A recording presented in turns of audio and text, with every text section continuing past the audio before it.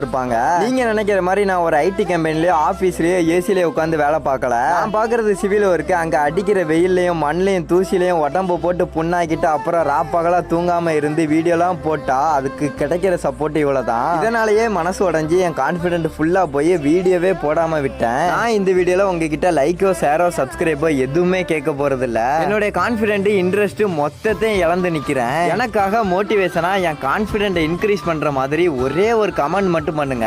நீங்க கொடுக்கிற ஒவ்வொரு மோட்டிவேஷன் கமெண்ட்டும் என்னுடைய கான்ஃபிடன்ஸ் லெவலை இன்க்ரீஸ் பண்ணிக்கிட்டே இருக்கும். பார்க்கலாம் எத்தனை பேர் கமெண்ட் பண்றீங்கன்னு.